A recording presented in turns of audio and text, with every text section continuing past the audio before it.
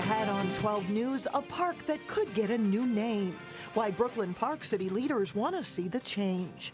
Plus, 2 building projects, one that's underway, and another that's in the plans. We have really outgrown the space here.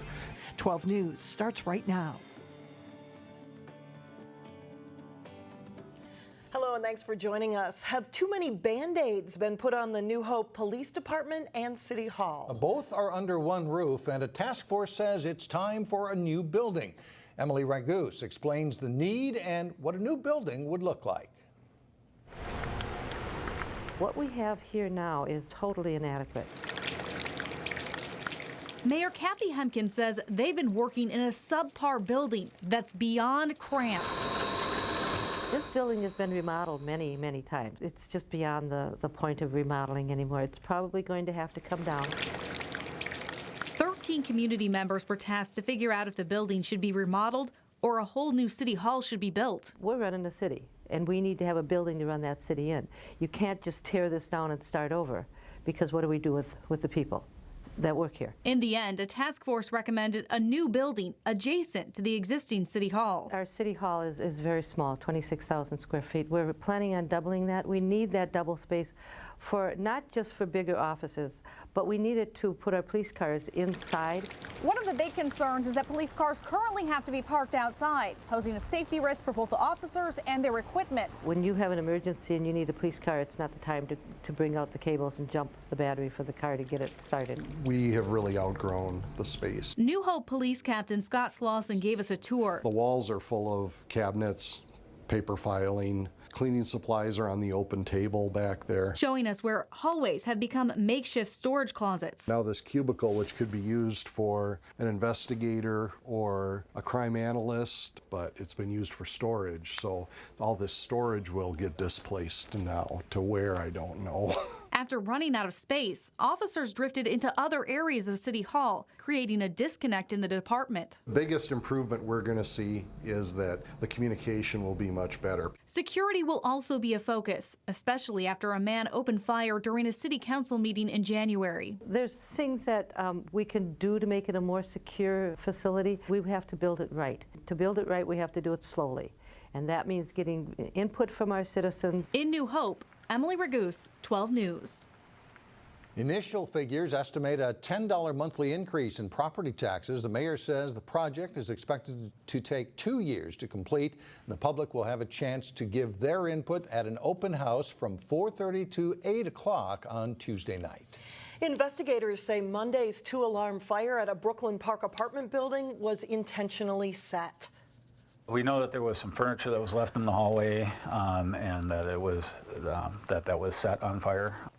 Burning furniture at the Huntington Place apartment became an obstacle for firefighters who were working in heavy smoke. They were trying to find residents who were reportedly trapped. Several residents did jump from the second floor to escape the fire.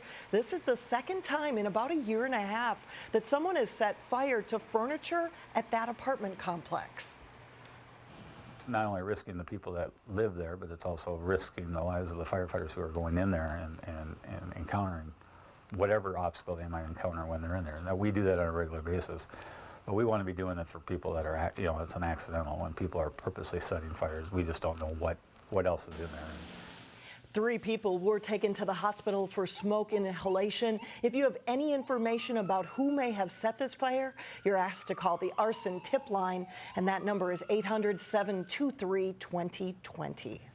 The Animal Humane Society is looking to find loving homes for dogs rescued from squalid conditions in Pine County. The hound mixes were taken in about 3 weeks ago after the previous owner could no longer care for them. About 8 of the more than 50 dogs are now here at the Golden Valley facility. The dogs are mostly of younger age and are generally healthy. Animal Humane Society staff has been working hard to socialize the dogs and get them ready for adoption. The biggest thing really was their behavior. They were never socialized. They did not have that one-on-one time with a good family from the time they were just a few months old. Most of the dogs have since made it to the adoption floor at the Animal Humane Society's 5 shelters. And some of the dogs have already been placed with families. Coon Rapids Dam Regional Park has been called confusing, not tourist friendly, even racially insensitive. It's why Brooklyn Park city leaders want to change the name. Coon Rapids Dam Regional Park is undergoing a multi-million-dollar makeover on the Brooklyn Park side of the river. The Three Rivers Park District oversees the 160-acre park. Some believe a different name would eliminate confusion, since Anoka County operates another park with the same name on the Coon Rapids side of the river. The proposed new name is Great River Regional Park. The Three Rivers Park District Board would have to approve the change. These are busy times in Brooklyn Park as the city has several construction projects going on. Now, one of them is the new library being built at West Broadway and 85th Avenue. We get a progress update from Eric Nelson. Hennepin County's newest library is rising from the soil in Brooklyn Park. Just about everything that a person may want should be available to them in this building. Things have moved quickly since groundbreaking in April. The project is approximately 40% complete. Real excited. We've been waiting 10 years for this. And the grand opening is expected next spring. A lot of the design and direction of the building was based on community meetings, community engagement. The new library's price tag is $23.5 million. I think it's a big thing for the county too, and for the library system. And it will have all the bells and whistles. It's our first STEM-based library, focus on world cultures, geography. There's so much more that we can offer in the new building because it'll be, so much larger. All of which means plenty of gathering space. We'll have 2 meeting rooms in the new building. We'll have 8 study rooms, which will be very nice for this community. The footprint of the future library is 39,000 square feet. That is more than twice the size of the current facility, which opened in 1976. There will also be a tech center and a drive-up book drop. Traffic at the new library might increase in the future because of its location. Across the street is North Hennepin Community College, and there's the possibility of a light rail stop nearby. In Brooklyn Park, I'm Eric Nelson, Channel 12 News. The current library is located next to the Brooklyn Park Community Center, and Hennepin County is not sure what will happen to that building in the future. Coming up, Thanksgiving that mixes family with fitness. That's next in Health Check. And then a little bit later in sports, a new coach leads the Maple Grove girls hockey program this winter. We'll meet her coming up. But first, more rain on Wednesday, then it gets colder.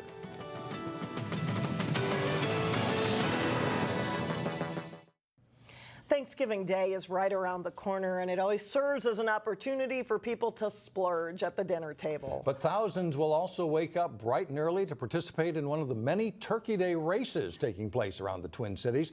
And in today's Health Check, Delane Cleveland looks at the benefits of being active on Thanksgiving.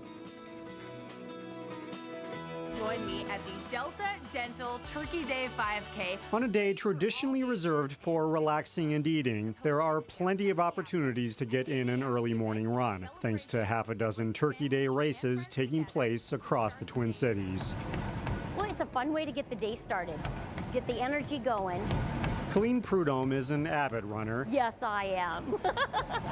And Thursday morning, she'll be pounding the pavement in downtown Minneapolis for Lifetime's Delta Dental Turkey Day 5K. I actually haven't been specifically training for this race. I run year-round, so this is just like a bonus race for the year.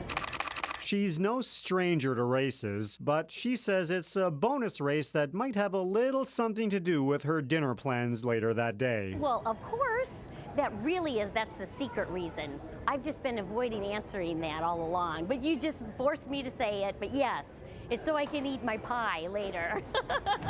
According to the Turkey Day 5K event manager, the Delta Dental Turkey Day 5K, it's a tradition that's been around for 25 years now. The mentality to begin Thanksgiving on a healthy note is what spawned the plethora of holiday morning races. A lot of times when you start the day in a healthy way, you're a little less inclined to overindulge later in the day, so because you don't want to set back that 5K accomplishment that you did. This year's Turkey Day 5K will attract more than 13,000 people. Colleen is happy to be one of them. After all, the average American consumes 4,500 calories on Thanksgiving Day, and she doesn't want the entire day to be about food. Yes, it is a lot about not feeling guilty about what we eat that day, but it's just a terrific way to celebrate your friends and your family and your health. Go out and do a run. In Plymouth, Delaney Cleveland, 12 News. Lifetime's Turkey Day 5K begins at 8 a.m. in front of Target Center in downtown Minneapolis. People are also asked to make donations to Second Harvest Heartland. Lifetime will match those donations up to $10,000. If you are cleaning out closets, a Golden Valley Social Service Agency is interested in your unwanted clothes, especially kids' clothing. Different. What we're looking at right here are some of our kids' clothes, and as you can see, we've got some space on the racks. We've got some empty hangers. These are items that we're doing. At PRISM's Shop for Change thrift shop, they are in need of kids' clothing for all ages, and they're also looking for outdoor wear, such as jackets and snow pants for all ages. It's important to fill the racks because 100% of the proceeds go to fund PRISM's food shelf. Our kids' clothes are priced really affordably at 75 cents a piece, so this helps families to stretch their budgets incredibly. And during the holidays, when we've got our heat costs going up and food for the holidays, we want to make sure that we've got a hearty selection of clothing available for families. For hours and the Golden Valley location to drop off clothing, you can go to prismmpls.org. Coming up, a special night for volunteers of public access television. But first in sports, the Champlin Park boys basketball team is back at work after a state runner-up finish last season. John Jacobson has that and more when we come back. Well, good year last year for Champlin Park basketball, and I guess the challenge is to be at least as good as that this year. Well, that right? might be tough. That was a special group last year, but they've got some good players returning, so we'll see what the season has in store. The 2014-2015 Champlin Park boys basketball team did have a special season, winning conference and section championships and finishing as state Class 4A runner-up. The Rebels are back at work for this season. They graduated 3 outstanding guards who are all playing college basketball, including Mr. Basketball, J.T. Gibson. While this year's team may not be as dominant right from the start, the Rebels say the cupboard is definitely not bare. You know, we're not as deep as we were last year, but we got some guys that's putting in the work, so we should be fine. I think we got a team that can go back to the state championship for sure. Anytime you lose the guys that we lost to graduation, you have some big players to replace, and we got great youth guys stepping up here, and really excited about where we're at, but it will take some time. 2 starters and a top sub returned from last season, and they're good ones. Athletic 6'9" junior Theo John is a top-level college recruit. Junior guard McKinley Wright is also gaining a lot of Division I interest. Aaron Kleppner will step into a bigger role this season. The Rebels JV team was very strong last season, losing just twice, so the goals remain high this winter. It's different this year just because we have so many young guys that are going to contribute, but we still all think that we can contend for conference, section, and state. Our goal is to win a state championship. We came short last year, and many may say they don't think it's possible, but we're here to prove them wrong. The Rebels open the season December 4th at Armstrong. Maple Grove has new head coaches in girls and boys hockey this winter. Former Wayzata head coach and Armstrong Cooper assistant Amber Hageland is the new coach of the Crimson girls team. Maple Grove went 24-2-1 last season and a perfect 17-0 in Northwest Suburban Conference play under Rob Potter. The players say the change in coaches has gone pretty well. I think it's been a really good transition, really easy, and I think everybody's really comfortable with it already, and I think it's a really good change. I think it's been pretty easy because we've just kind of stayed together as a group and really focused on keeping an open mind and just working hard and playing our game, and so I think that helps a lot, and I think Coach Amber has made it really easy, and she's just so positive. It's an experienced group this winter for the Crimson as just 3 players graduated. Maple Grove has a loss against Edina and a tie against Anoka so far this season. Though they haven't started as fast as last year, this should be a strong team all season. We've got some very talented players with high hockey IQs, but they understand that each and every person is important and utilize everybody for their strengths. I think starting off playing a really good team helped us. You know, we don't have to worry about being undefeated like we did last year, so it's kind of nice not to have on our shoulders, but I think it kind of gets us ready for the rest of the season. Our 12 Sports game crew will be on hand Tuesday night as the Crimson face Centennial. The game is live on the web at 7 o'clock. Watch the replay on Channel 12 Wednesday night at 10. As we wrap up the fall sports season, we are again recognizing some of the top local athletes. On this week's Sports Jam show on Channel 12, Jay Wilcox and I name this year's all-area teams in boys and girls soccer. Here's part of what you'll see. Number 13, Sam Moses of Park Center helped his team to the Class AA tournament with a strong senior season.